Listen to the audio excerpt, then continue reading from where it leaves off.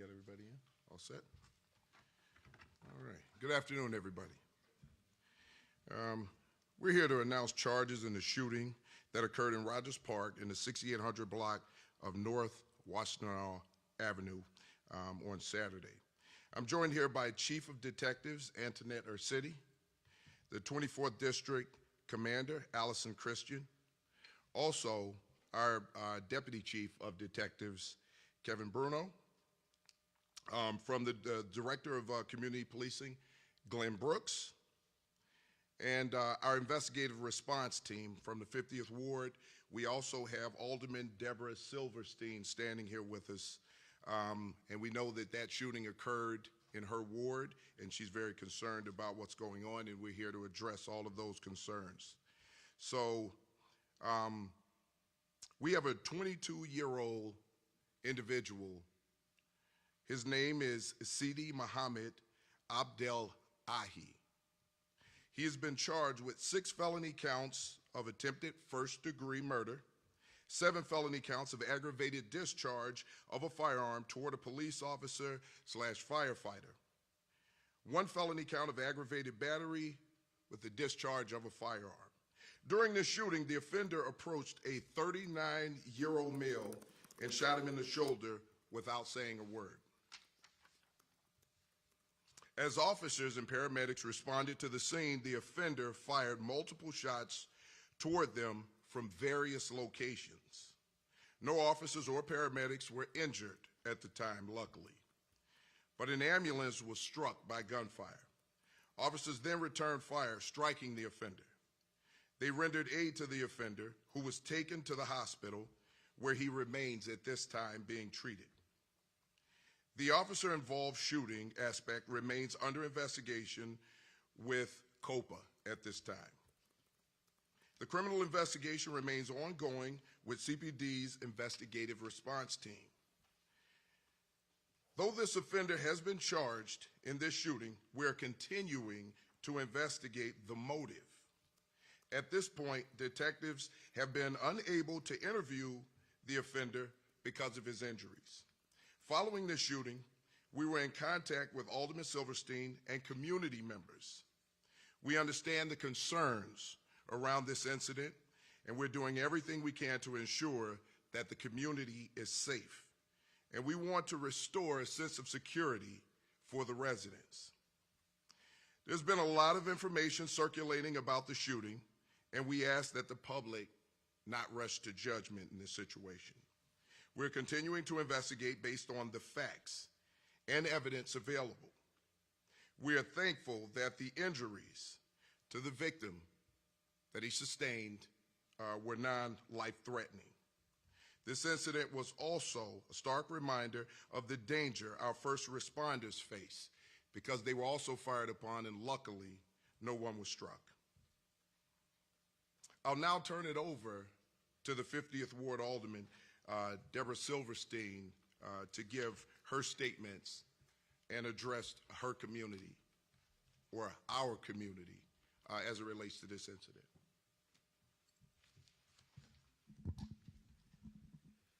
Thank you, everyone, for being here today. I am Alderman Deborah Silverstein, and I'm speaking both as an elected representative of the 50th Ward and as an Orthodox Jew, a member of the community so deeply concerned by this shooting attack.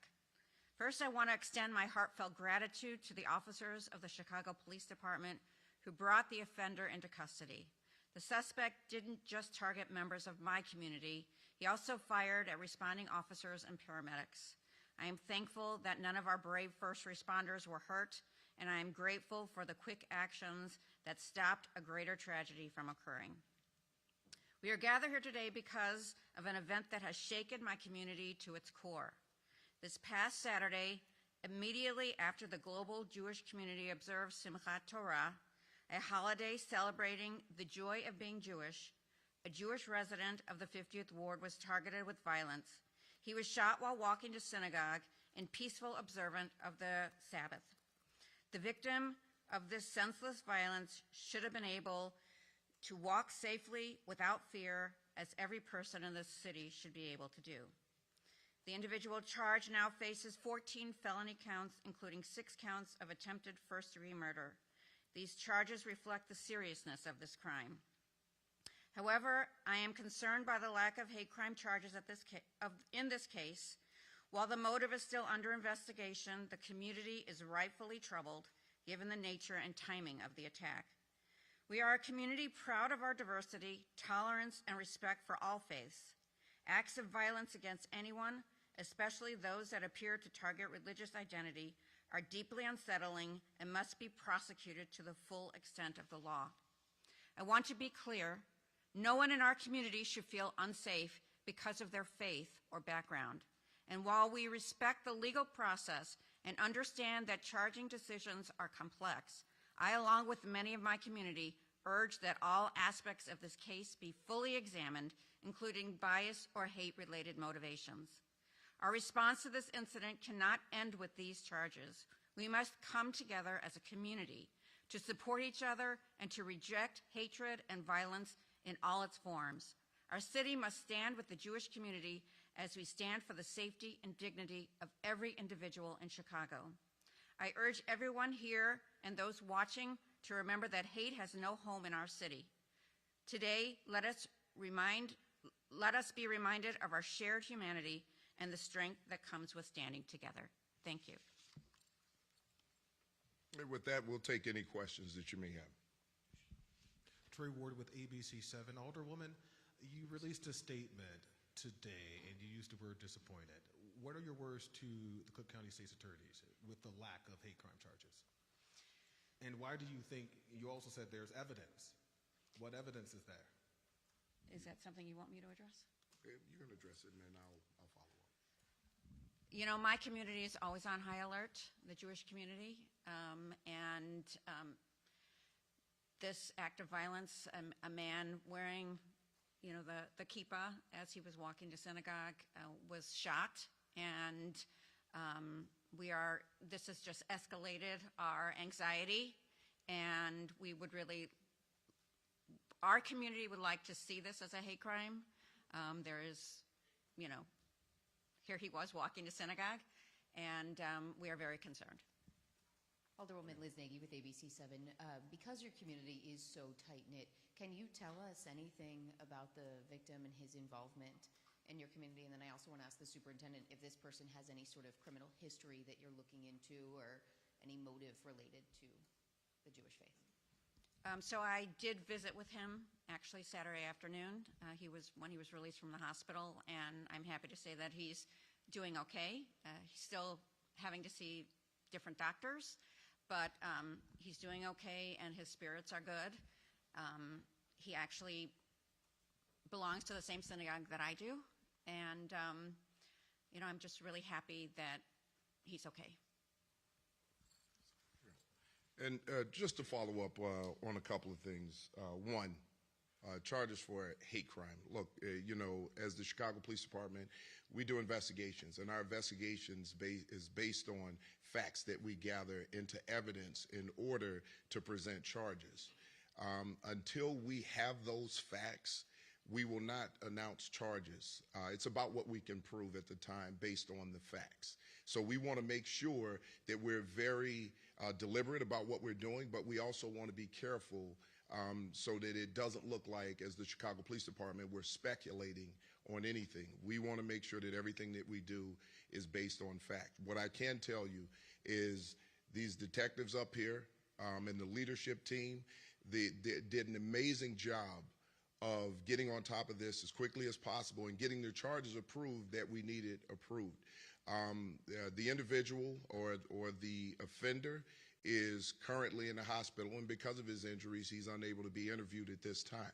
Now, we don't rule out anything at this point.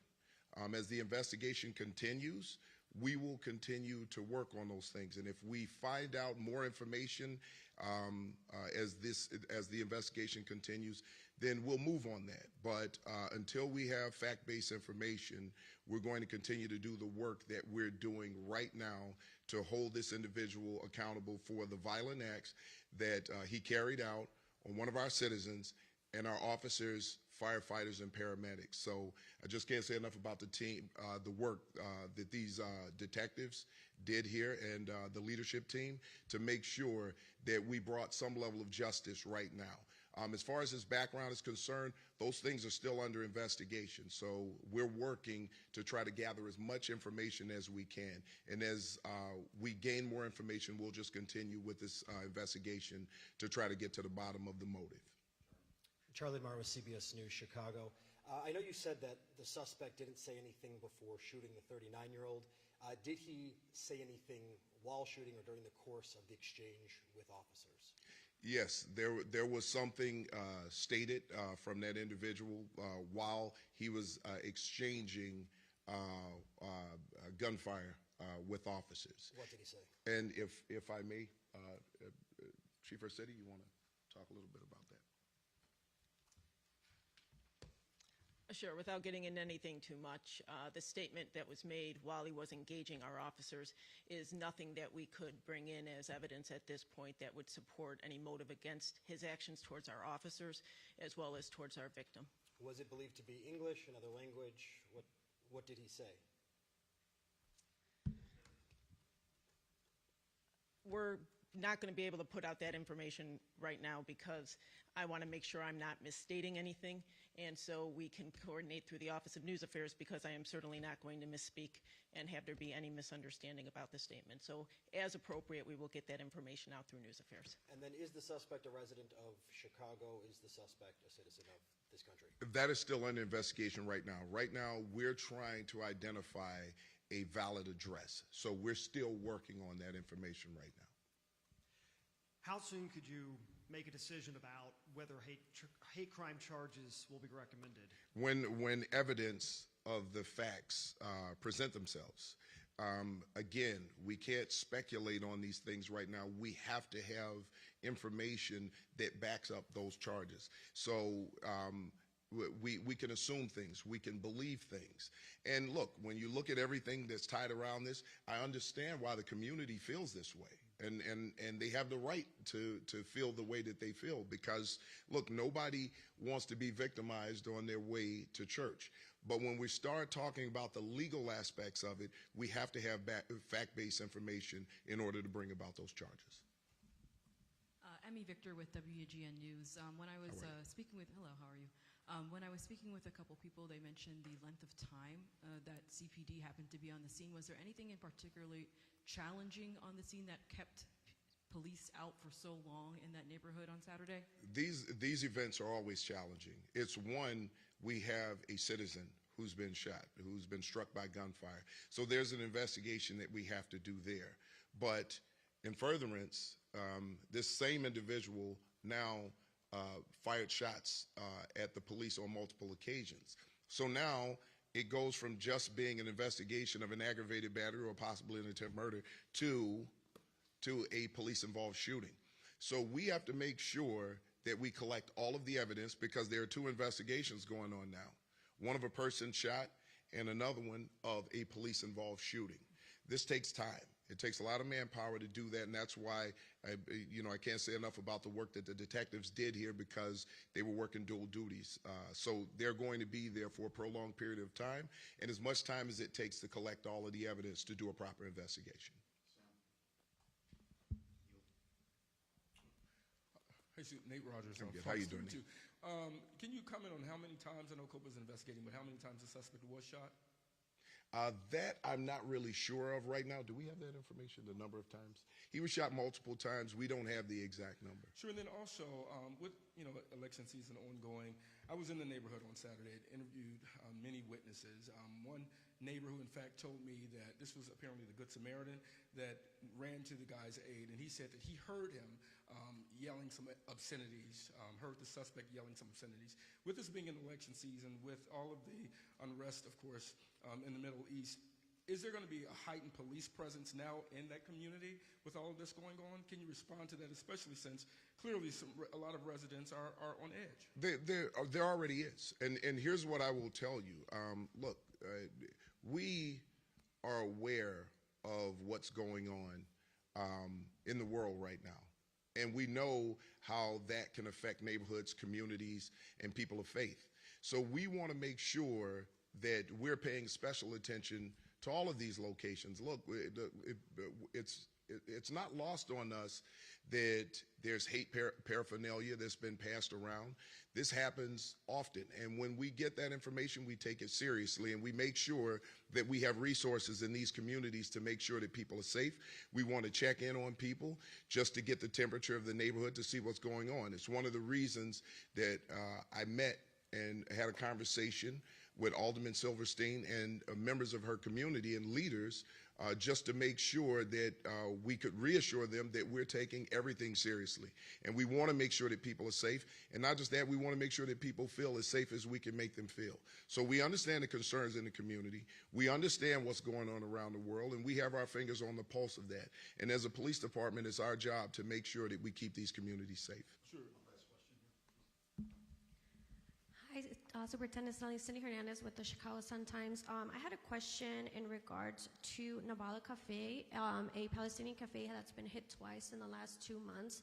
They've been vandalized and had their windows shattered. I just wanted to ask if you guys are also looking into possible hate crime charges on that.